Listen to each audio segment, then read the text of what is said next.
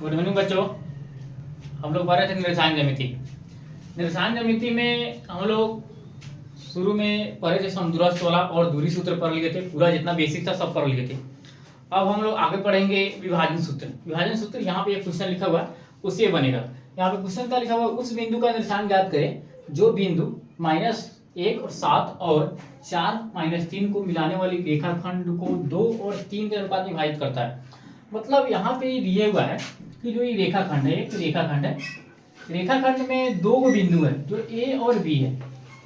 इसको वो बिंदु ज्ञात करना है, यहाँ पे पी बिंदु मान लेते हैं, जो 2:3 में विभाजित कर रहा है। इसको 2 है, ये 3 है, ठीक है। यहाँ पर 2 और 3 में दिखा हुआ है। तो विभाजन सूत्र का पहले हम फॉर्मूला याद करेंगे, ठीक है। यहाँ पे विभाजित करता है तो विभाजन सूत्र पहले देखेंगे। तो यहाँ से हम फॉर्मूला पहले लिखते हैं, ठीक है। पहले नंबर देखेंगे विभाजन सूत्र क्या होता है।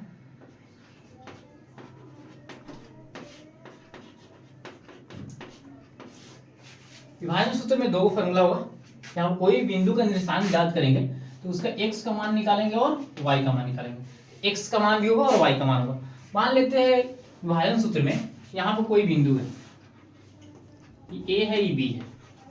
इसका निर्देशांक x1 है और y1 है। इसका है x2 और y2, x2 और y2 है। और कोई बिंदु p है, इसका x और y।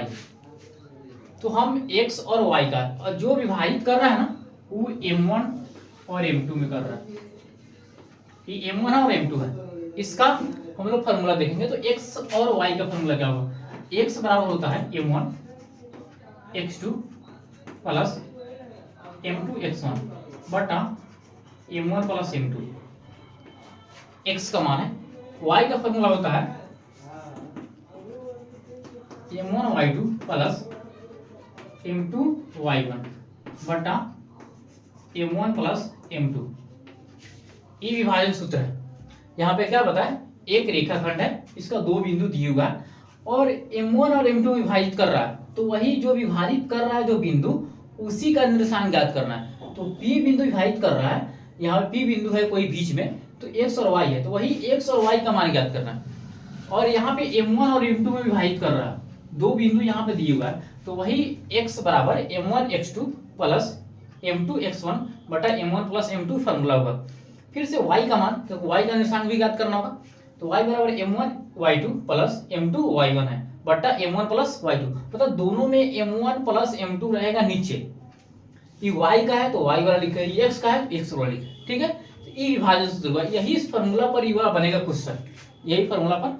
अब आता है एक मध्य बिंदु का फॉर्मूला। मध्य बिंदु का निर्देशांक ज्ञात करने के लिए आता है।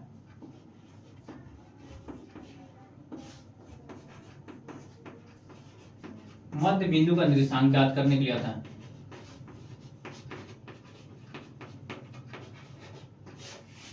मध्य बिंदु का निर्देशांक ज्ञात करने के लिए आएगा तो इसका भी x और y होगा। x का इसका होता है x1 प्लस x2 बटा 2 और y का मान होता है y1 प्लस y2 बटा 2। ये मध्य बिंदु का निर्देशांक है। क्या पढ़ रहे थे हम लोग, मध्य बिंदु का निर्देशांक बता रहे थे ना। तो मध्य बिंदु का जो यहाँ पे लिखा हुआ है, इसका यहाँ कोई बिंदु A है और B है, इसका मध्य में मतलब बीच में कोई बिंदु P है, इसका x और y का निर्देशांक ज्ञात करना है। क्या है, कोई बिंदु यहाँ पे A है और B है, यहाँ बीच में P है मध्य में, तो उसका निर्देशांक ज्ञात करना है x और y। उसका क्या करना है, x और y ज्ञात करना है। तो वही है कि x1 और यहाँ पे x2 होगा, y1 और y2 होगा। तो वही है x का जो निर्देशांक ज्ञात करेंगे ना, x का जो निर्देशांक ज्ञात करेंगे तो वह x का निर्देशांक ज्ञात करेंगे वह क्या होगा, x1 प्लस x2 बटा 2 होगा। और y का जो निर्देशांक ज्ञात करेंगे तो y1 प्लस y2 बटे 2 होगा। तो इस तरह ज्ञात करना है, ठीक है। मध्य बिंदु यहाँ पे विभाजन सूत्र है, एक मिनट और समझाते हैं। तो विभाजन सूत्र में क्या है, इसमें विभाजित कर दिया है m1 और m2 में, इसलिए इसका फॉर्मूला x का ही है और y का ही है। इसे मध्य बिंदु का बोला है। तो मध्य बिंदु का निर्देशांक ही होगा। और यहाँ पे ये नहीं है कि बीच में ही है x y, इधर उधर हो सकता है, इसलिए वहां m1 m2 में विभाजित किया। और ये मध्य बिंदु का। एक और फॉर्मूला होता है केंद्र का निर्देशांक ज्ञात करने के लिए, वही फॉर्मूला लिखते हैं। ये दोनों फॉर्मूला को नोट करना है, ठीक है। विभाजन सूत्र और मध्य बिंदु का एक और तीसरा फॉर्मूला लिखवाते हैं, केंद्र का निर्देशांक। केंद्र का निर्देशांक, केंद्र का निर्देशांक जिसे में कोई अक्ष है, यहाँ पे मान लेते हैं यहाँ पे कोई त्रिभुज बना, यहाँ पे कोई त्रिभुज बना है, इस पे कोई त्रिभुज बन गया, यहाँ पे इसका केंद्र का निर्देशांक ज्ञात करना। इसको मिटाते हैं, जैसे में देखते हैं कोई 3 को बिंदु दिए हुए एक त्रिभुज बन रहा है, कोई 3 को बिंदु है, ए है, बी है, सी है। इसका केंद्र का निर्देशांक ज्ञात करना, यहाँ से इसे जाएगा, इसका निर्देशांक ज्ञात करना है। तो इसको कैसे ज्ञात करेंगे, इसका भी होता है फॉर्मूला एक्स का। 3 को बिंदु है 1 2 3, तो x1 plus x2 plus x3, अब बट्टा में 3 हुआ। x का निर्देशांक ज्ञात करने के लिए कोई बिंदु यहाँ पे x और y होगा, तो और y का निर्देशांक ज्ञात करने के लिए y1 plus y2 plus y3 बटा 3 होगा। तो 3 का फॉर्मूला बताए, क्या क्या बताए, विभाजन सूत्र। तो x बराबर होता है m1 x2 plus m2 x1 बटा m1 प्लस m2। इसका y का जो मान होता है विभाजन सूत्र में m1 y2 plus m2 y1 बटा m1 plus y, m1 plus m2। फिर मध्य बिंदु का निशान ज्ञात करें, मध्य बिंदु का निशान ज्ञात करना था। उसका फॉर्मूला होता है x बराबर x1 प्लस x2 बटा 2 और y बराबर होता है y1 प्लस y2 बटा 2। तीसरा होता है केंद्र का निशान। केंद्र का निशान ज्ञात करने के लिए x का मान x1 plus x2 plus x3 बटा 3 और यहाँ पे y बराबर y1 plus y2 plus y3 by 3। इसका एक फॉर्मूला है, 3 को फॉर्मूला लिखवा है, तीनों को फॉर्मूला को नोट करना और याद करना है बढ़िया से प्रैक्टिस करके। तो तीनों को बढ़िया से उतार लेना है वीडियो को रुका के, और ये वाला क्वेश्चन हम देखते हैं, ठीक है। ये तीनों फॉर्मूला को नोट करना है। इसको मिटाते हैं, इसको मिटा देते हैं, वीडियो को बंद करके इसको उतारना है फॉर्मूला को बढ़िया से, ठीक है। इसको मिटाते हैं, केंद्र का निशान याद करना था। और यहाँ पे क्या बता रहे थे, एक क्वेश्चन क्या लिखा हुआ है, उस बिंदु का निशान ज्ञात कीजिए जो बिंदु -1 7 और 4 -3 को मिलाने वाली रेखाखंड को 2 3 अनुपात में विभाजित करता है। यहाँ पे हम लिखे 2 और 3 के अनुपात में विभाजित कर रहा है। जो ए का जो निर्देशांक है, यहां से लिखते हैं,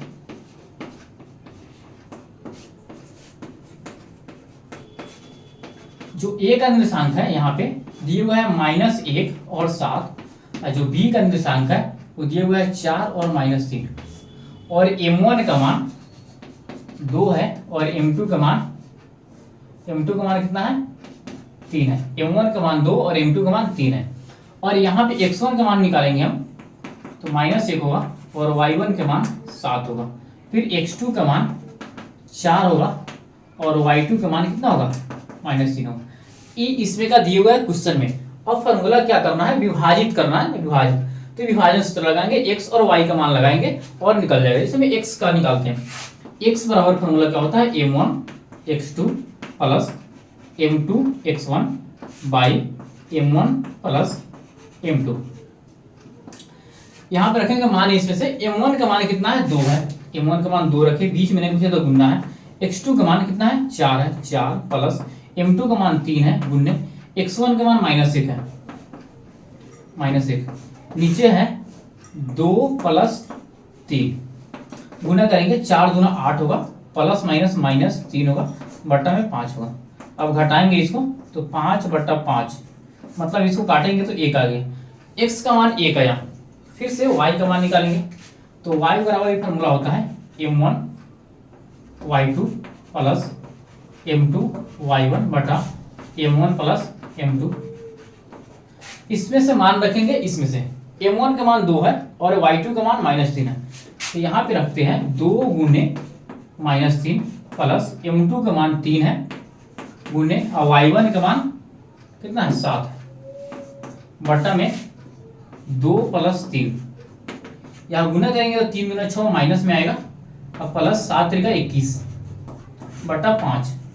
21 में से 6 घटाएंगे तो 15 होगा और बटा 5 है, इसको काटेंगे तो 3 आया।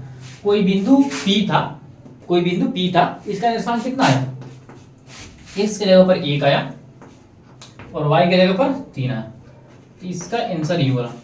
तो यहाँ पे लिखेंगे जो P बिंदु का निर्देशांक है वह x और y था, वही x और y के जगह पर हम आया है 1 और 3, यही इसका आंसर है। यही इसका आंसर है। तो इस तरह ही बनता है। तो पहले क्या करना है, सबसे पहले फार्मूला को लिखना है, फार्मूला को लिख कर उसको प्रैक्टिस करना और बनाना है इसको और याद करना है। फार्मूला याद करने के बाद में तब मैथ बनाना। इसमें सिंपल है, m1 m2 का मान दिया अनुपात में x1 और y1, x2 और y2 का मान दे दिया है, ये फार्मूला पर रख के बना लेना, सिंपल है। मध्य बिंदु का भी उसी तरह आएगा तो इसी तरह बनाना है, और केंद्र का निशान का भी आएगा तो इसी तरह बनाना है। तो इस सब को लिख कर क्या करना है, प्रैक्टिस करना और बनाना है बढ़िया से। तो आज इतना ही तक रहने देते हैं। वीडियो अच्छा लगा है तो कमेंट में बताना है कैसा लगा है, और लाइक करना और शेयर करना, ठीक है। तो इतना ही तक रहने देते हैं। Thank you.